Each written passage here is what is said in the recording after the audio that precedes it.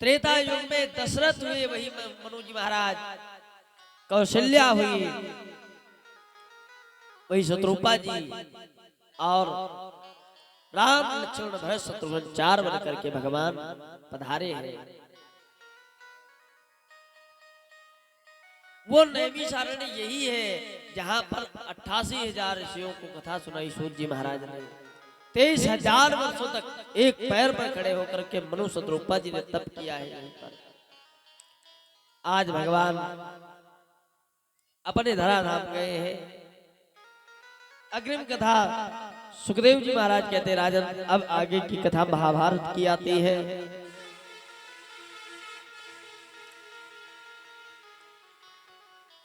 महाराज महाभारत सबसे पहले भागवत में आता है। सुखदेव जी महाराज कहते हैं, राजन एक दिन की बात है, महाभारत सब हो चुका है। महाभारत होने के पश्चात आज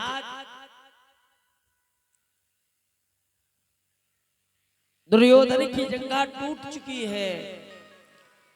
आज वो बैठा है, बिलबिलाया हुआ रो रहा है, महाराज यदि मेरे दुश्मन का कोई भी जाकर के सर काट करके मुझे दे दे तो मैं उसे आधा राज्य दे दूंगा। अश्वत्थामा पास में खड़ा था। महाराज मैं अभी जाता हूं, तुम्हारे पांचों के पांचों दुश्मनों के सर लेकर के आता हूं। इधर भगवान द्वारिका जाने की तैयारी में है। महाभारत सब हो गया, सूर्य उत्तरायण हो गए।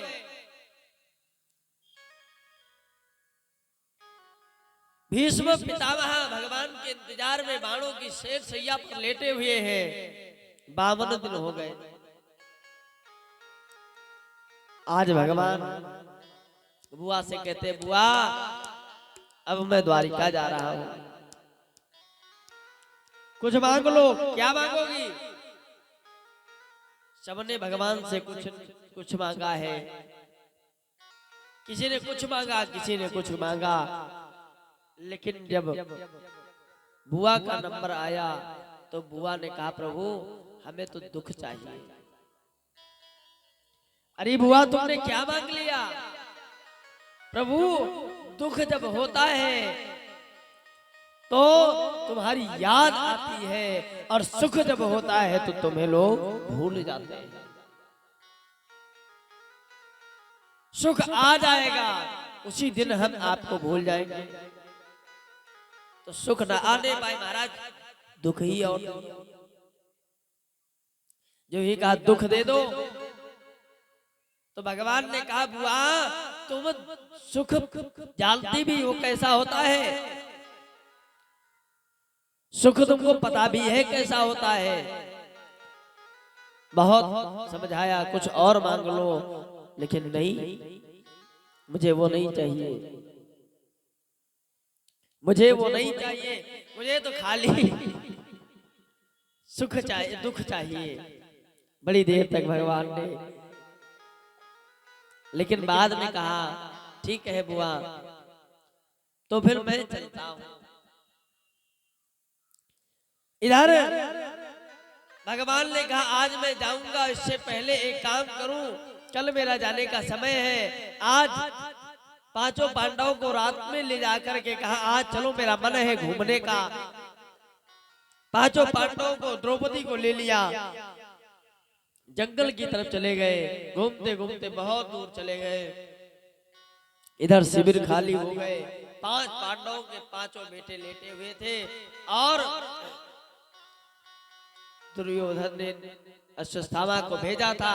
अश्वत्थामा ने क्या किया, सर देखे नहीं, और पांचों के पांचों पांडवों के पुत्रों के सर धड़ से अलग कर दिए, और सर अलग करके एक झोले में भर करके ले आया। अरे महाराज रुको, मैंने तुम्हारे दुश्मनों को समाप्त कर दिया। जो ही कहा, तुम्हारे दुश्मनों को समाप्त कर दिया। अब तो भैया हाँ निकालो, मेरा ज्यादा दुश्मन था, मेरा बहुत कहता था हमारे हजार हजार हाथियों का बल है, भीम का थोड़ा सर निकाल कर दिखाओ ना।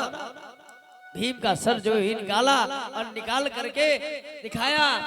अरे महाराज एक काम करो ना, इसको दबाओ, पता चले मुझे भी कितने हाथियों का बल है इसके।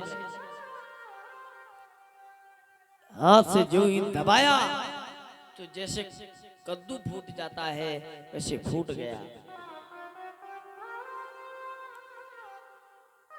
बहुत अंदर से कष्ट हो गया। अरे महाराज ये भीम कहाँ है? भीम का सर ऐसा नहीं हो सकता, ये तो तुमने हमारे कुल के जो दीपक थे उनको मार दिया। तुमने हमारे कुल का विनाश कर दिया। हमें तो पांडवों को मारना था, न कि उनके पुत्रों को। उनके पुत्रों को मारकर हमें नहीं सुख मिलेगा। तुमने हमारे बेटों को, हमारे भतीजों को मार दिया। चले जाओ मेरे सामने से, नहीं तो मुझे क्रोध आ जाएगा। इधर जब लौट करके आई द्रौपदी शिविर में गई और शिविर में जो ही देखा पांचों के पांचों पांडवों के पुत्र के शिविरों से रक्त बह रहा है, गंगा जी में प्रवाहित हो रहा है। और अब तो भैया दौड़ करके शिविर में गई, देखा कि पांचों के पांचों पुत्रों के सर नहीं है। रुदन करने लगी। अरे यदि किसी को हमसे कोई कष्ट है, दिक्कत है, तो तुमको चाहिए कि हमसे युद्ध करो, हमसे झगड़ा करो, हमसे अपना बदला चुकाओ। लेकिन तुमने तो गलत कर दिया। हमारे पुत्रों ने तुम्हारा क्या बिगाड़ा था? जो ही कहा पुत्रों ने तुम्हारा क्या बिगाड़ा था।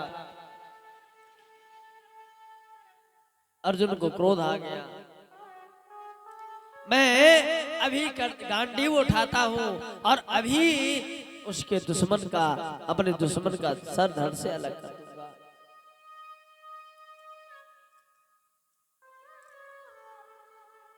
द्रौपदी ने कहा जब तक हमारे पुत्रों को मारने वाला आता ही नहीं मिल जाता तब तक मैं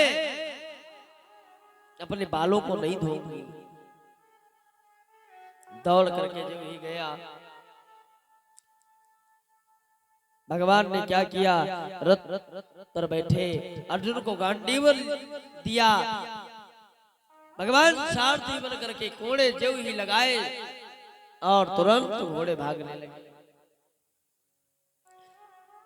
अश्वत्थामा आगे जा रहा था, भगवान ने जो ही एक चाबुक लगाया, घोड़े हवा से बातें करने लगे और क्षण भर में अश्वत्थामा को पकड़ लिया। और जो ही पकड़ा, महाराज अब तो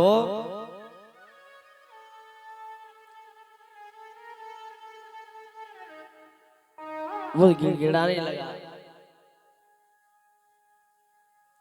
पकड़ करके रथ में बांध करके डाल लिया और डाल करके वापस आए। अरे बोलो द्रौपदी, तुम्हारे पुत्रों को मारने वाला आतताई तुम्हारे सामने है, क्या करें इसका? जो ही कहा क्या करें? द्रौपदी ने कहा, मन में सोचा, आज जिस प्रकार अपने पुत्रों के मरने से मैं दुखी हूं, इसी प्रकार मेरी गुरुमाता जो है ना, अपने पुत्र के मरने से वो दुखी हो जाएगी। यदि मैं किसी को जीवन दान नहीं दे सकता तो उसे मारने का अधिकार कोई नहीं है। मुझे मार नहीं सकता। द्रौपदी ने कहा कोई बात नहीं, इसे छोड़ दो। भगवान ने कहा नहीं नहीं, इसको सजा मिलनी ही चाहिए। अर्जुन ने कहा प्रभु अच्छा एक काम करो, तुम बताओ क्या करना चाहिए। महाराज एक काम करो, ब्राह्मण है,, इसलिए मारना नहीं। और कहा ये जो है ब्राह्मण है इसलिए मारना नहीं, और आतताई है, पापी है, दुष्कर्मी है, इसलिए इसे छोड़ना भी नहीं। अर्जुन को दुविधा में डाल दिया। महाराज तुम ही कह रहे हो मारना भी नहीं, तुम ही कह रहे हो छोड़ना भी नहीं, इसका मतलब क्या है? बड़े प्रेम से कहा महाराज ब्राह्मण का अपमान हो जाए उससे मरने से कम नहीं है। एक काम करो, इसके मस्तिष्क में एक मणि है, उस मणि को निकाल लो और निकाल करके अपमानित करके गांव में घुमा के इसको छोड़ दो। वैसा ही किया, मणि को निकाला, बालों को मुंडवाया, चेहरे पे कालिक लगाई, गांव में घुमाया और छोड़ दिया। लेकिन आतताई जो होता है, पापी होता है, उसको अपमान की कोई चिंता नहीं होती। उसने फिर तुरंत ब्रह्मास्त्र को उठाया और उत्तरा के गर्भ में चला दिया। अभिमन्यु की पत्नी के गर्भ में उनका संतान पल रहा है, उसने उनके गर्भ में चलाया। जब इसका कुल का दीपक जो है वो भी समाप्त हो जाए, जो ही चलाया तो वो रोने लगी। महाराज पाहि पाहि महायोगिल देव देव जगतपते पाहि माम शरणागति। महाराज हमारे ऐसे लगता है मेरे गर्भ में आकर के किसी ने आग जला दी हो, इतनी जलन हो रही है, बचाओ बचाओ बचाओ। अब भगवान ने आज पहली बार जीवन में भगवान ने क्या किया, सूक्ष्म स्वरूप बनाया और उत्तरा के गर्भ में गए। भगवान तो हर समय प्रकट होते हैं, भय प्रगट कृपाला दीन दयाला यशुमति के हितकारी। और भय प्रगट कृपाला दीन दयाला कौशल्या हितकारी, दोनों जगह प्रकट हुए हैं, पैदा नहीं हुए। भगवान ने क्या किया, गर्भ में जाकर के उत्तरा के पुत्र परीक्षित का बचाव किया है, रक्षा की है और उस ब्रह्मास्त्र को नष्ट किया है। नष्ट करने के बाद जो ही बाहर निकले महाराज, अब तो सब खुश हो गए, प्रसन्न हो गए। बड़े प्रेम से कहा महाराज एक काम करो, दुष्ट कभी भी अपनी आदत से बाज नहीं आएगा, इसलिए एक काम करो कि वो दुष्टता दोबारा करे उससे पहले उसे समाप्त कर दो। लेकिन द्रोणाचार्य का मरना बहुत जरूरी है, लेकिन उनको वरदान है कि एक साथ में दोनों बातें हो, सुख भी हो और दुख भी हो। अब क्या करें, अब धीरे से द्रोणाचार्य महाराज आ रहे थे, भगवान खड़े हुए, सब खड़े थे और जोर से आवाज लगाई, अश्वस्थामः गतः। अश्वस्थामा, यह बात युधिष्ठिर जी महाराज से कहा। ये बोलिए, युधिष्ठिर जी महाराज ने कहा महाराज मैंने कभी झूठ नहीं बोला, और झूठ बोलूंगा तो मैं नरक जाऊंगा। फिर एक काम करो, झूठ नहीं बोलोगे तो भी नरक जाओगे। तो कहा क्या बोलना है, बोले अश्वस्थामा कतः, बस इतना ही तुमको बोलना है बस। अब जब आए द्रोणाचार्य जी महाराज तो सामने से तेज आवाज में कहा, अस्तस्थावा गतः नरोवा कुंजरोवा। और जो ही नरोवा कुंजर कहा, भगवान ने शंख बजा दिया। अस्तस्थामा गतः जो ही सुनाई पड़ा द्रोणाचार्य महाराज को, तो उनको दोनों प्रकार से सुख भी हुआ कि मेरा एक नालायक बेटा समाप्त हो गया, अत्याचारी पापी दुराचारी खत्म हो गया। दुख हुआ कि मेरा बेटा समाप्त हो गया। इसलिए दोनों साथ से बातें हुई और उनकी मृत्यु हो गई। सुखदेव जी महाराज कहते, राजन अब धीरे से और रात हुई। आज 52 दिन से बाणों की सैया पर लेटे हुए पितामह भीष्म इंतजार कर रहे हैं, कब आओगे। इति मति रूप कल्पिता वितृष्णा भगवती शाश्वत पुंगमे विभून्मे स्वसुख मुख पगते क्वचिद हतु प्रकृति मुपवस्यामतिहति।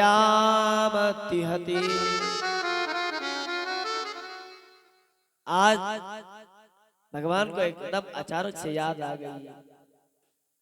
अभी हमारा एक और भक्त है, वह बाणों की सैया पर लेटा हुआ है।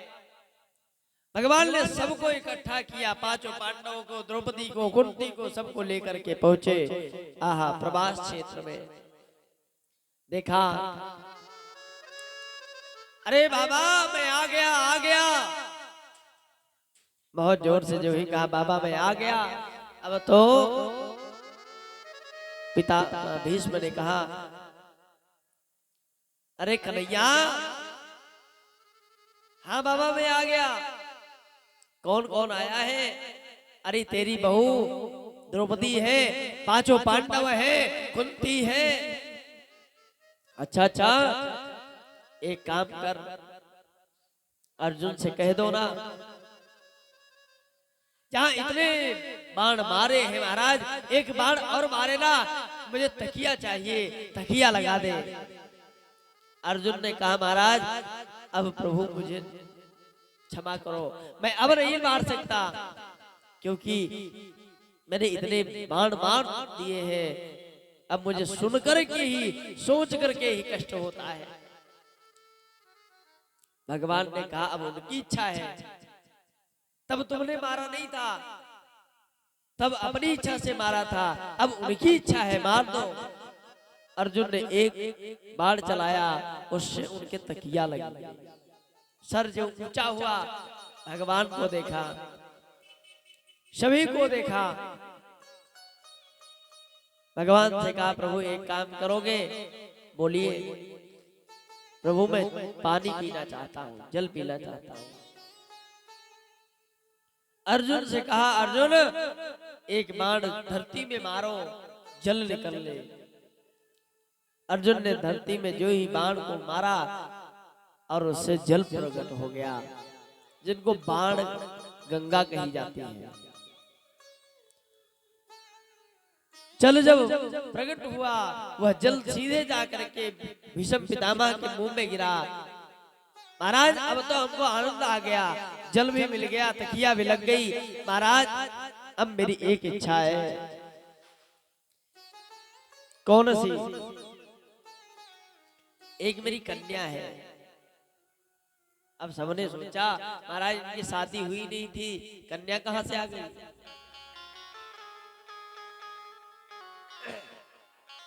कौन सी कन्या? महाराज मेरी कन्या है, मैं चाहता हूं कन्हैया अब तू उससे विवाह कर ले। भगवान ने कहा ठीक है। धीरे से द्रौपदी ने कहा, बाबा ने तो विवाह नहीं किया, तो कन्या कहां से आ गई? भगवान ने कहा, जो बुद्धि है ना, ये हमारी कन्या है। इस बुद्धि को जैसी आप शिक्षा दोगे, उसी प्रकार से कार्य करती रहती है। आप इसको बुराई बताओगे तो बुराई करेगी, अच्छाई बताओगे तो अच्छा ही करेगी, सोचेगी। महाराज मैं बहुत थक गया हूं, अब मैं इस कन्या से परेशान हो गया हूं, अब मैं चाहता हूं ये अच्छी जगह पे चली जाए, क्योंकि मैंने बहुत गलत कार्य किए हैं। और बेटी द्रौपदी सोच लेना, यदि बुरा तुमने किया है तो उसका फल भी भोगना पड़ेगा। कहीं बुरा हो रहा हो तो उसको रोकना चाहिए, न कि बढ़ाना चाहिए। फिर महाराज द्रौपदी हंसने लगी,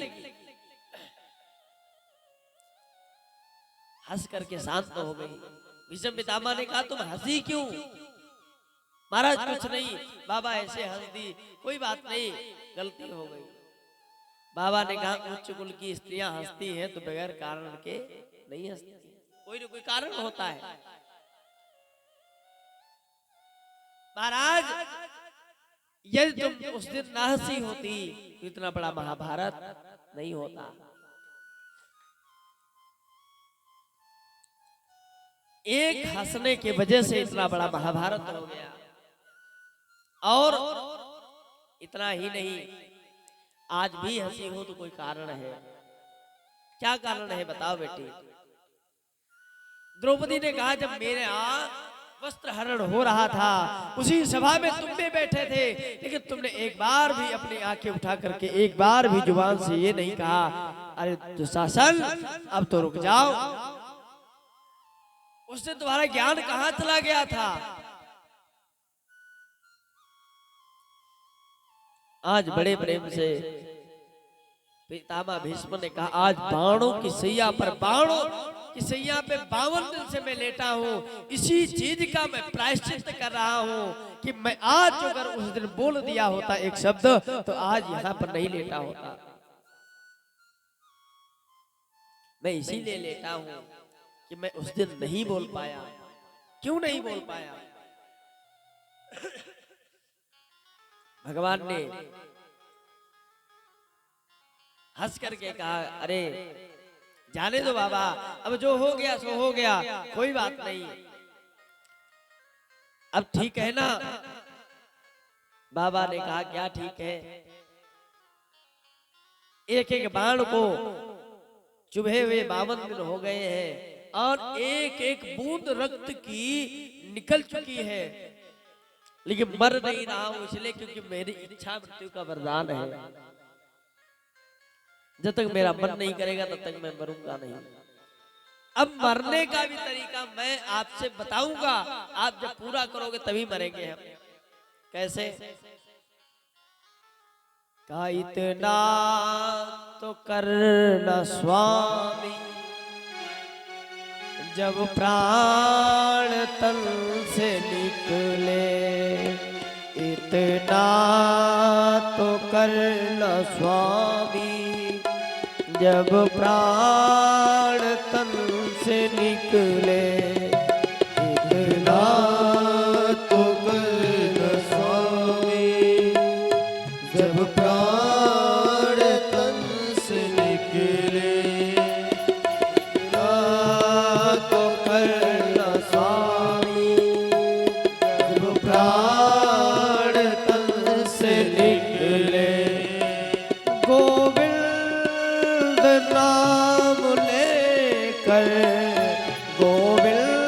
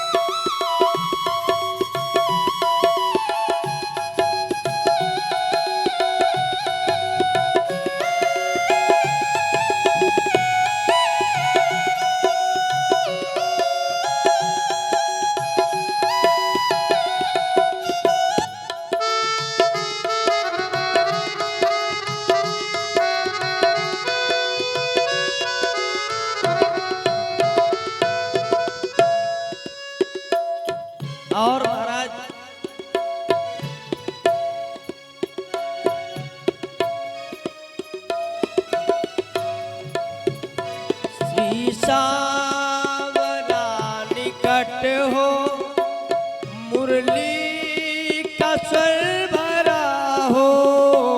श्री सावरा निकट हो मुरली का स्वर भरा हो। श्री सावरा निकट हो मुरली का स्वर भरा हो। श्री सावरा निकट हो मुरली का स्वर भरा हो। और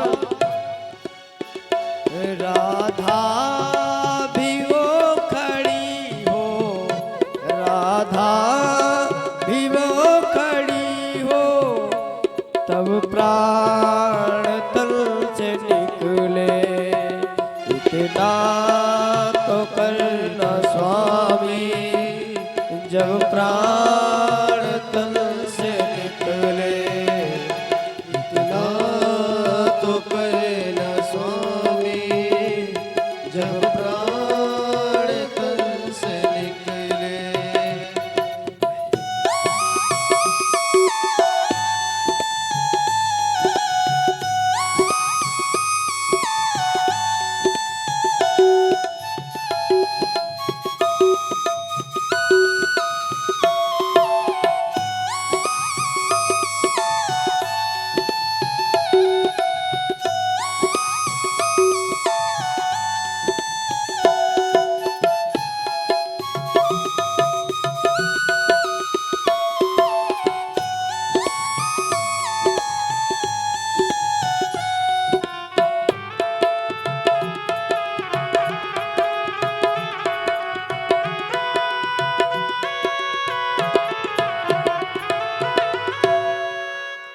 कहा इतना तो करना स्वामी, जब प्राण तन से निकले।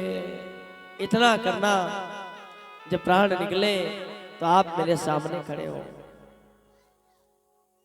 महाराज इतना सामने खड़े हो जाना और सामने खड़े हो करके मुस्कुरा देना। होठों पे कुछ हंसी हो, तब प्राण तन से निकले। अरे आप मुस्कुरा रहे हो और मुस्कुराते मुस्कुराते ऐसे मुस्कुराओ कि हम भी मुस्कुराते मुस्कुराते आपके धाम को चले आए। तुम आप और राधा रानी एक साथ में खड़े हो, हम वह देखना चाहते हैं। बहुत देर हो गई, भगवान धीरे धीरे धीरे धीरे समय बीता। सूर्य उत्तरायण की तरफ आए। भीष्म पितामह ने कहा प्रभु अब हमें चलना चाहिए।